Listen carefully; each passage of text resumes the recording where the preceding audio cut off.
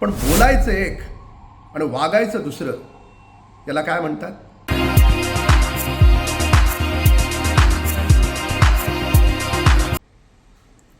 उबाटाचे नेते पक्षप्रमुख माननीय उद्धव ठाकरेजी दिल्लीला गेले.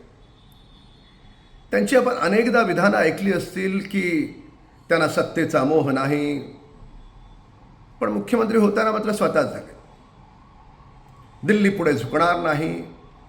मग आता दिल्लीला कशाला गेलेत? फिरायला? मग त्यांनी कुठे जावं हा त्यांचा व्यक्तिगत प्रश्न आहे. पण बोलायचं एक आणि वागायचं दुसरं, याला काय म्हणतात?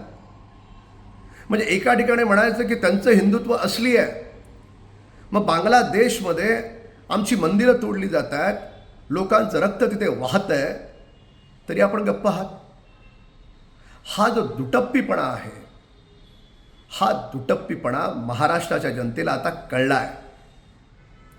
जसं लोकसभेच्या निवडणुकीमध्ये पाकिस्तानचे झेंडे नाचवत तुम्ही निवडून आलात, हे स्वर्गीय बाळासाहेब ठाकरेंना मानणारा निष्ठावंत कार्यकर्ता कधीच सहन करणार नाही आणि तुम्हाला या विधानसभेत तो नक्की धडा शिकवेल.